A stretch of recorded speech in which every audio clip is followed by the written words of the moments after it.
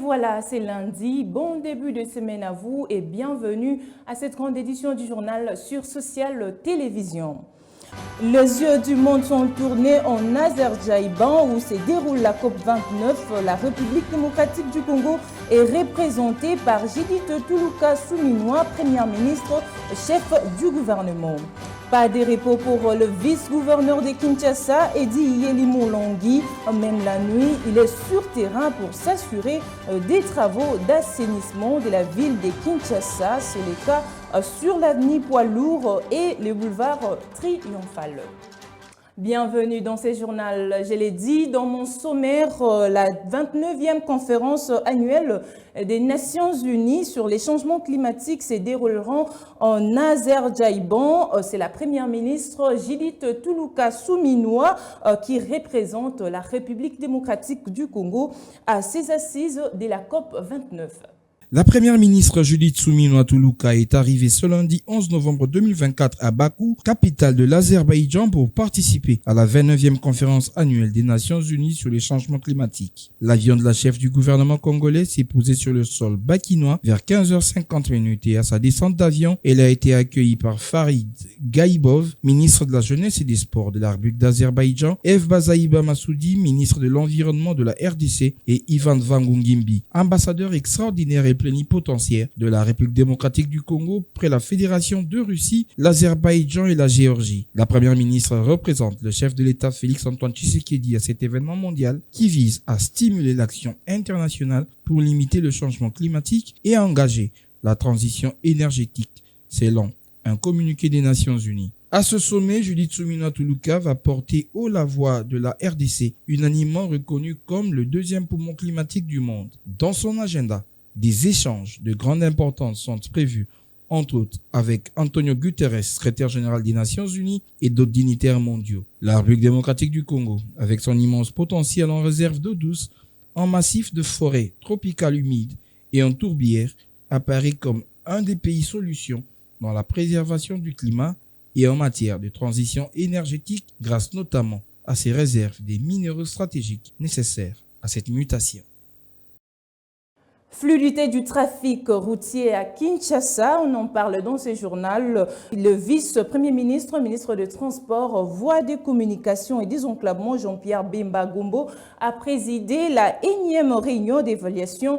Question de s'assurer du respect des instructions sur terrain. Élisée Ouamara et Yves Lechouangue nous en parlent. La deuxième réunion d'évaluation du dispositif expérimental en vue de fluidifier le trafic routier à Kinshasa a eu lieu le week-end dernier. Présidée par le vice-premier ministre, ministre des Transports, voies de communication et désenclavement Jean-Pierre Bemba Gombo, en présence du ministre de l'Aménagement du Territoire, Maître Guy Lando, du ministre provincial des Transports Bob Amisso, du commandant de la police de la ville, province de Kinshasa, Blaise Kilimbalimba, et du président de la CNPR, Robert Matalatala. La réunion avait pour vocation d'évaluer les ajustements qui ont été mis en place. Cette deuxième semaine a été accueillie en demi-teinte par les usagers de la route. Dans certaines artères, les aménagements opérés n'ont pas eu l'effet escompté. Le vice-premier ministre des Transports a remobilisé les parties prenantes opérant sur le terrain afin de pallier les difficultés rencontrées tout au long de la semaine. Il est vrai que nous sommes toujours dans la phase expérimentale. Nous avions tenu la première réunion pour voir qu'est-ce qui va et qu'est-ce qui ne va pas.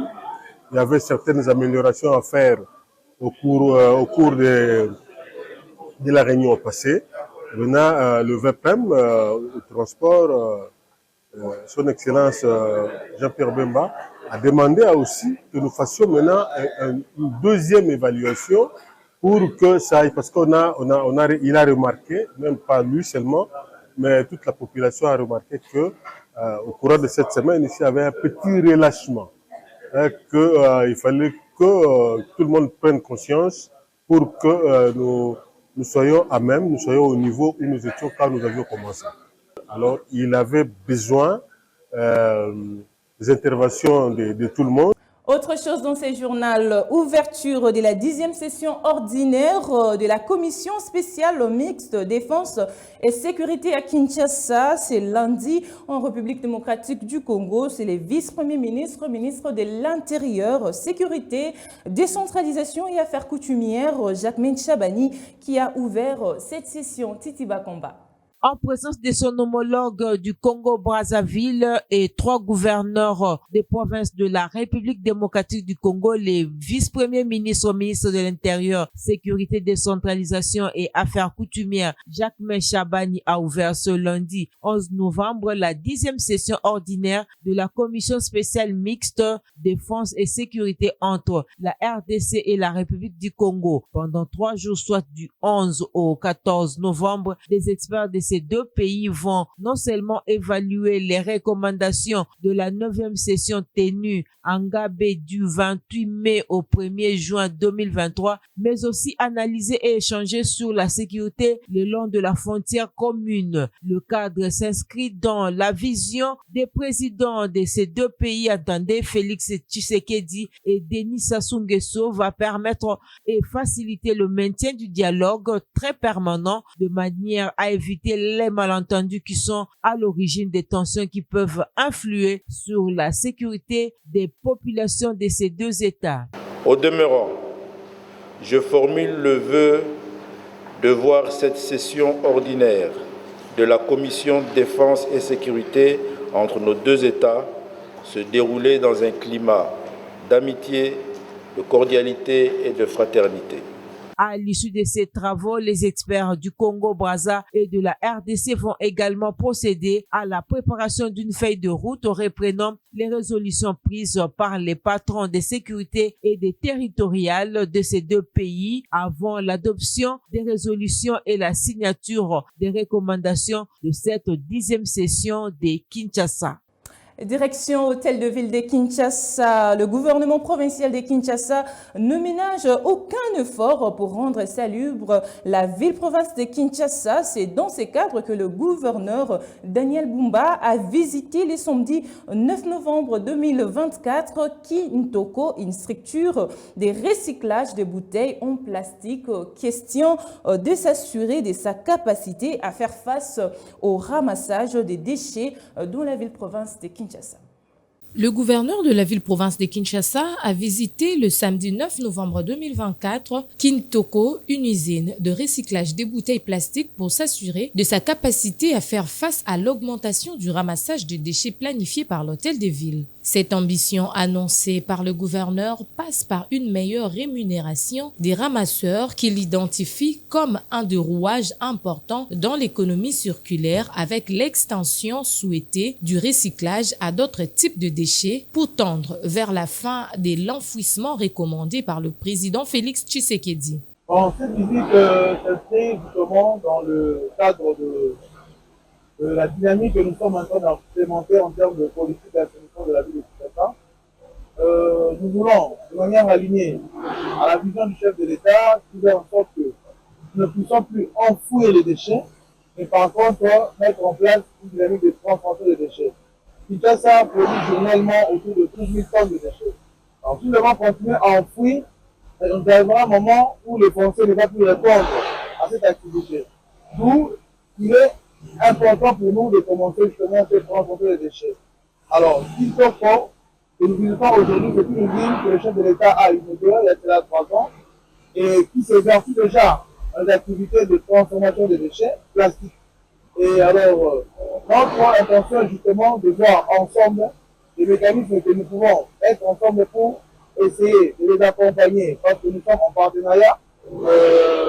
C'est la ville de Kinshasa et le groupe engagé par Kintoko pour enfin étendre, pas se limiter aux déchets plastiques, mais voir dans la mesure du possible étendre ça à plusieurs types de déchets. Donc la transformation, c'est le maître mot que nous devons implémenter pour faire justement cette économie circulaire. Pour leur part, les dirigeants de la société Kintoko se sont engagés à accompagner le gouverneur dans sa vision de faire de Kinshasa une ville assainie. Poursuivons ce journal, l'avenue des Inflammables perpendiculaire à la route de poids lourds est transformée en un marché des fortunes de poissons et autres vivres, rendant ainsi la circulation difficile. Suite à cette situation, le vice-gouverneur Edi Iyeli Moulangui a procédé le lundi 10 novembre au lancement des travaux pour dégager cet acteur. Titi Bakomba nous en parle.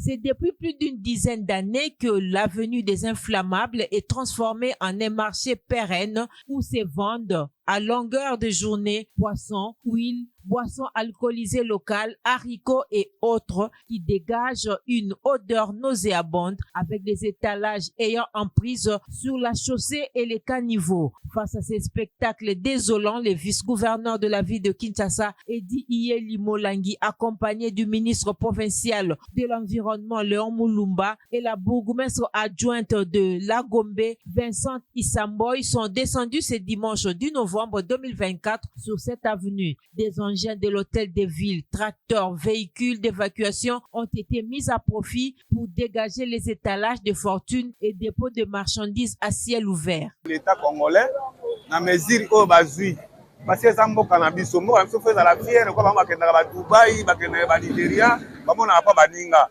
Mais pas la biso, c'est quand même ça va moi si ça l'État va l'inga pour kabisoter. Papa, après le matin le besate, quand il faut depuis Zeko, tiens, ça bouche, là, on va ni dans mon temps, tapi de problème, lobby le roi lobby, je vais lobby là, attends moi comme tout pour le poteau en peau, le pantalon tu en peau là.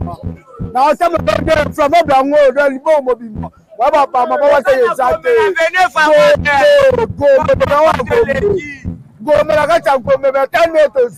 Le vice-gouverneur Edi Iyeli a parcouru l'avenue des Inflammables pour sensibiliser les vendeurs et vendeuses de la nécessité de respecter les infrastructures. L'avenue des Inflammables, faut-il le souligner, mène au port Sibé, à Nautique Club, un haut lieu touristique de la ville de Kinshasa. Aux installations de l'OCC ainsi que bien d'autres entreprises méritent d'être propres et répondre au slogan de l'exécutif provincial de Kinshasa, Kinshasa Ezobonga. Les boulevards Triomphal a subi une cure de jouvence le lundi dimanche 10 novembre 2024 dans la nuit et ce à l'initiative du vice-gouverneur de Kinshasa qui a procédé avec les cantonniers à l'opération de l'entretien. Une fois de plus, suivez Titi Bakamba et Yves Lechouangué dans ces reportages. C'est aux environs de 23 heures de ce dimanche 10 novembre 2024 que le vice-gouverneur de la ville de Kinshasa, Edi Iyeli Moulangui, a effectué une descente sur le boulevard Triomphal. Sur place, c'est une équipe aguerrie des cantonniers à l'œuvre que le vice-gouverneur a rejoint sans se faire prier. Bêches, coupe-coupe, balais, râteaux ont été mis à profit pour embellir le boulevard Triomphal, l'un des principaux artères de la ville de Kinshasa.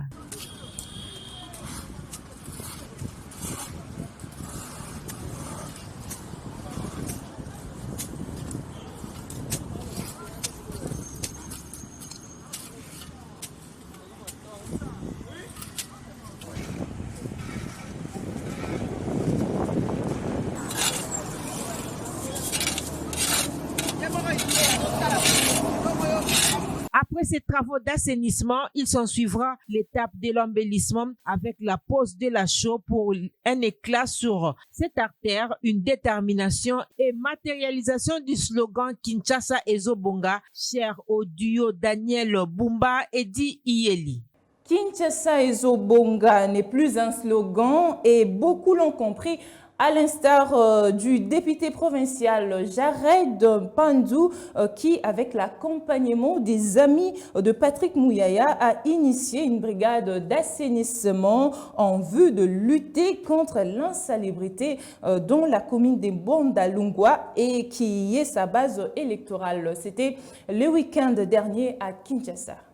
La question de la lutte contre l'insalubrité dans la ville-province de Kinshasa, c'est ce qui anime actuellement les esprits des Congolais en général et Kinois en particulier. À l'initiative du député provincial de Kinshasa, Jared Pandou, initiative à laquelle se sont joints les amis de Patrick Mouyaya en vue de la mise en place d'une brigade d'assainissement lancée depuis le week-end dernier pour lutter contre l'insalubrité dans la commune de Bondalungwa. Accompagné du bourgmestre adjoint de cette commune, l'élu de la commune de Bondalungwa a inspecté l'évolution des travaux de curage en commençant par la rivière Makelele pour passer à la rive Vodacom jusqu'aux abords de l'hôpital Sebeko. Déterminé à éradiquer l'insalubrité dans sa circonscription électorale, le député provincial Jared Pandou s'est exprimé en ces termes. Tosangani, totelemi, totie ba moyen nyonso elongo, tokonduwe ba matériel, to équiper ba jeunes, o balati ba choisible awa tosombela bango ba outils pour que biso moko tozonge la question à propreté à commune na biso ya Bandal. Autre chose dans ce journal, le 15 décembre 2024, c'est les jours retenus par la Commission électorale nationale indépendante pour organiser de nouveau les élections législatives nationales et provinciales à Masimanimba et Yamaka. C'est en prévision de ces scrutins qu'elle a organisé un cadre de concertation avec les forces politiques qui vont concourir. C'était ce lundi 11 novembre 2024. Élisée Ouamara était là pour les comptes de Social Télévision. Après avoir été annulées par la CENI, les élections dans les circonscriptions de Masimanimba dans le Kwilu et Yakoma dans le Nord Ubangi auront bel et bien lieu le 15 décembre prochain. Et l'institution électorale congolaise met déjà tout le monde dans le bain de ce scrutin. Les partis politiques et regroupements participant à ces élections ont été conviés au cadre de concertation avant le début de la campagne sur les enjeux de ce scrutin. Pour Denis Kadima, président de la Commission électorale nationale indépendante, il est important de mobiliser toutes les parties à bien se préparer. Pour garantir l'inclusion électorale et une représentation adéquate dans les assemblées délibérantes, la CENI a décidé de reprendre ses scrutins le 15 décembre 2024.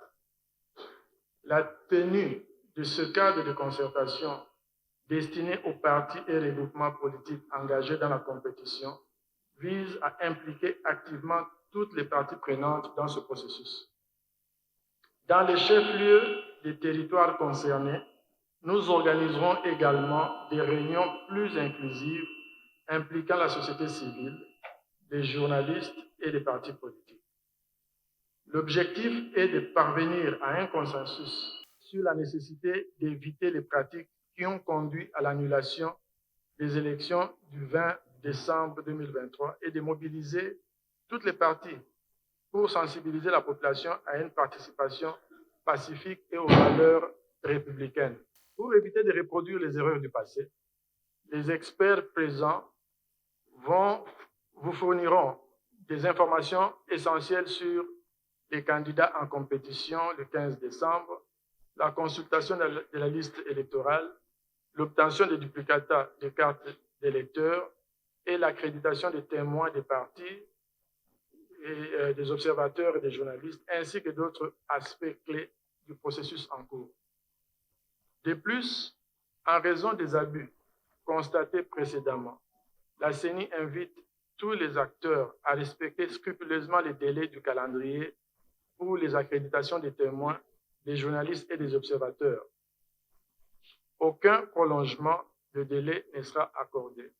Plusieurs exposés s'en sont suivis, axés autour de la liste des candidats, du corps électoral et des mesures prises pour le bon déroulement des élections et aussi l'accréditation des témoins, observateurs et journalistes. Pour ce qui est de la liste des candidats exposée par Maître Banza Dirkaba du président de la CENI, il revient au juge d'invalider les candidats et non la CENI. Elle n'avait fait qu'annuler le scrutin, d'où la présence sur la liste des candidats des faussaires ayant occasionné la fraude du 20 décembre dernier. Ozengui, directeur des opérations de la CENI, a informé l'assistance que les accréditations des témoins doivent se faire déjà le 30 novembre prochain pour éviter le désordre passé, d'où les accréditations doivent se faire à temps.